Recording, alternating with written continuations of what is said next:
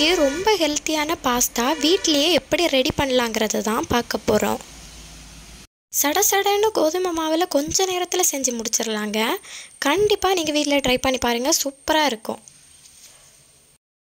இந்த ரெசிபி வீட்டிலையே ஈஸியாக ரெடி பண்ணுறதுக்கு 1 கப் அளவில் கோதுமை மாவு எடுத்துக்கோங்க.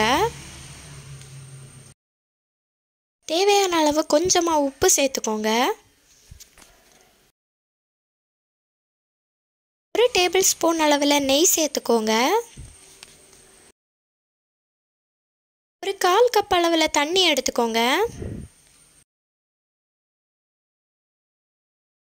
தண்ணி ஆட் பண்ணி சப்பாத்தி மாவு பதத்துக்கு நல்லா பிசைஞ்சு எடுத்துக்கோங்க.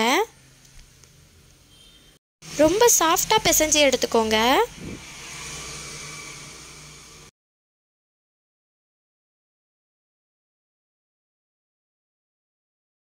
தேவைப்படுற நேரத்தில் கொஞ்சம் கொஞ்சமாக தண்ணி ஆட் பண்ணி நல்லா பிசைஞ்சு எடுத்துக்கோங்க.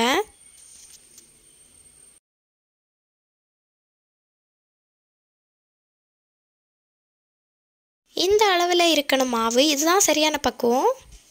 இப்போது இந்த மாவை 2ஆக பிரித்து எடுத்துக்கோங்க.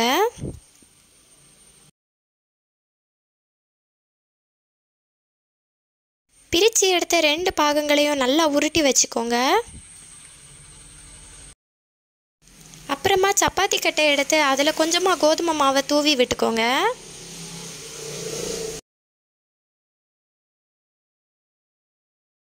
அப்புறமா உருட்டி வச்சிருக்கிற மாவை அதில் எடுத்து நல்லா அழுத்தி எடுத்துக்கோங்க. அப்புறமா சப்பாத்தி கட்டை வச்சு நல்லா உருட்டி எடுத்துக்கோங்க.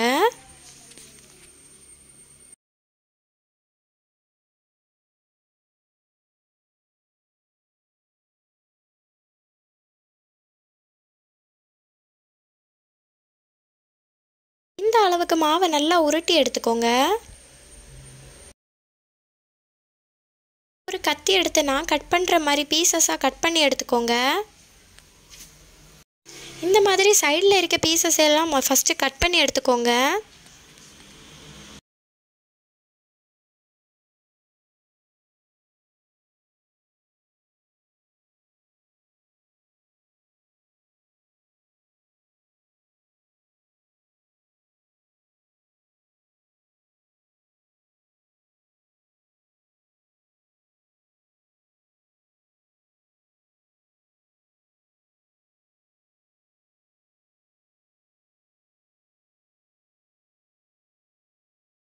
இந்த மாதிரி ஷேப்பில் எல்லாத்தையும் கட் பண்ணி எடுத்துக்கோங்க. அப்புறமா அதில் இருந்து ஒரு பீஸாக எடுத்து நான் மடிக்கிற மாதிரி அழகாக மடித்து விட்டுக்கோங்க.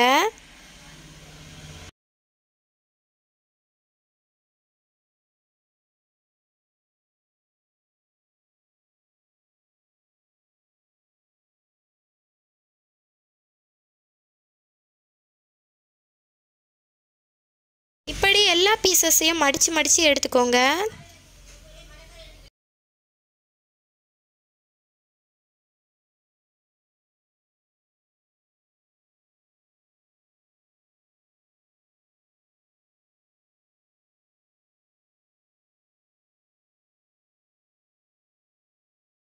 இந்த மாதிரி எல்லா பீசஸையும் மடித்து எடுத்துக்கோங்க. இப்போது அந்த பீசஸையெல்லாம் ஒரு பவுலில் மாற்றிக்கோங்க.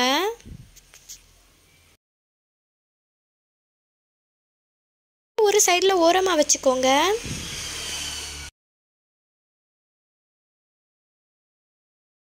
இப்போ ஸ்டவ் ஆன் பண்ணிக்கோங்க. ஒரு கடாயை வச்சுக்கோங்க. கடாயில் தேவையான அளவு தண்ணி ஆட் பண்ணிக்கோங்க.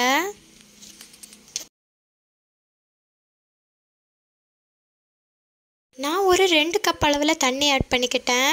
உங்களுக்கு எவ்வளவு தேவையோ அவ்வளவு தண்ணி ஆட் பண்ணிக்கோங்க. இப்போது தேவையான அளவில் கொஞ்சமாக மஞ்சள் தூள் ஆட் பண்ணிக்கோங்க.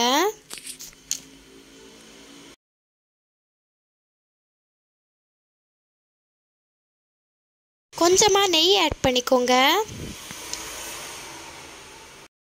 தண்ணி கொஞ்சமாக கொதித்து வந்ததுக்கப்புறம் கோதுமை மாவில் ரெடி பண்ணி வச்சுருக்கிற பாஸ்தாவை கொஞ்சம் கொஞ்சமாக ஆட் பண்ணிக்கோங்க.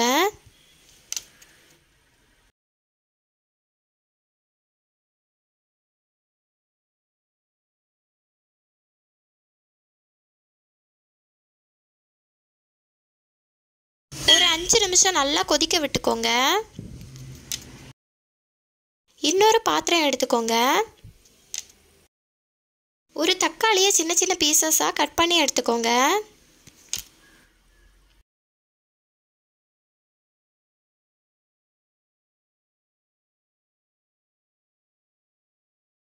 ஒரு பெரிய வெங்காயம் சின்ன சின்ன பீசஸாக கட் பண்ணி எடுத்துக்கோங்க.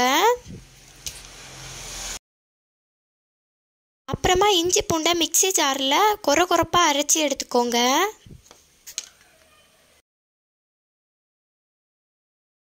இப்போது நாம் பாஸ்தா ரெடி ஆயிடுச்சு. இதை தனியாக ஒரு பவுலில் மாற்றிக்கலாம்.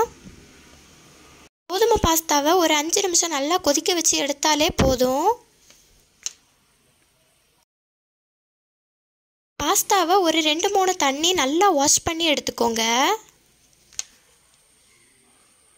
கண்டிப்பாக நல்லா வாஷ் பண்ணி எடுத்துக்கோங்க. அப்போ தான் அதில் உள்ள பச்சை வாசனை எல்லாம் மாறும். இல்லைன்னா கோதுமை மாவில் உள்ள பச்சை வாசனை அப்படியே இருக்கும். அதனால் நல்லா வாஷ் பண்ணி எடுத்துக்கோங்க. இந்த அளவுக்கு நல்லா வாஷ் பண்ணி எடுத்துக்கோங்க. இப்போ ஸ்டவ் ஆன் பண்ணி ஒரு கடாயை அடுப்பில் வச்சுக்கோங்க. கடாய் நல்லா சூடானதுக்கு அப்புறமா கொஞ்சமாக நெய் ஆட் பண்ணிக்கோங்க. நெய்க்கு பதில் நீங்கள் தேங்காய் எண்ணெய் கூட ஆட் பண்ணிக்கலாம். இப்போது அரிஞ்சு வச்சிருக்கிற பெரிய வெங்காயத்தை எல்லாம் இதில் ஆட் பண்ணி நல்லா வதக்கி எடுத்துக்கோங்க.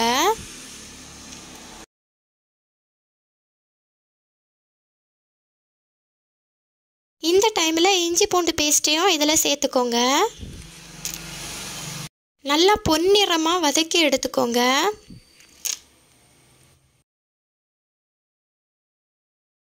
இந்த அளவுக்கு வதங்கினதுக்கு அப்புறமா தேவையான அளவு உப்பு ஆட் பண்ணிக்கோங்க.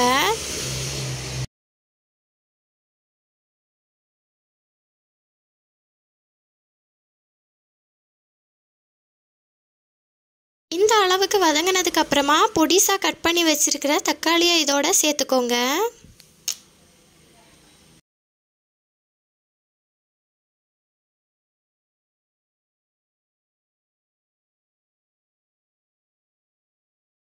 இந்த அளவுக்கு நல்லா வதக்கி எடுத்துக்கோங்க. இந்த அளவுக்கு கண்டிப்பாக நல்லா பொன்னிறமாக வதங்கணும். அப்போ தான் அந்த ஒரிஜினல் டேஸ்ட் கிடைக்கும். இந்த டைமில் தேவையான அளவு கரம் மசாலா ஆட் பண்ணிக்கோங்க. தேவையான அளவு மஞ்சள் தூள் ஆட் பண்ணிக்கோங்க. தேவையான அளவு மிளகாய் தூள் ஆட் பண்ணிக்கோங்க.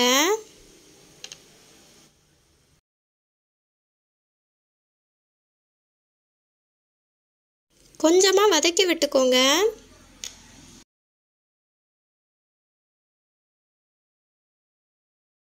கால் கப் அளவில் தண்ணி ஆட் பண்ணிக்கோங்க. மசாலா எல்லாம் நல்லா மிக்ஸ் ஆகுறது மாதிரி நல்லா மிக்ஸ் பண்ணி விட்டுக்கோங்க.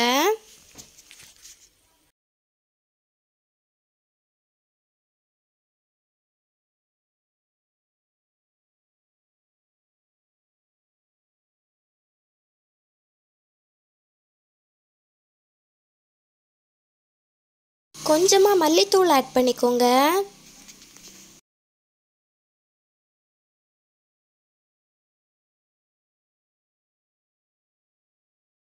இப்போ நாம் ரெடி பண்ணி வச்சிருக்கிற பாஸ்தாவை கொஞ்சம் கொஞ்சமாக இதோட ஆட் பண்ணிக்கோங்க.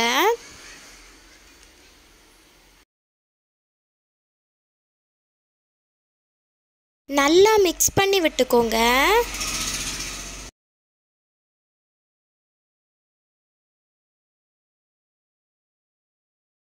இப்போ ஒரு 5 செகண்ட் மூடி போட்டு மூடிக்கோங்க.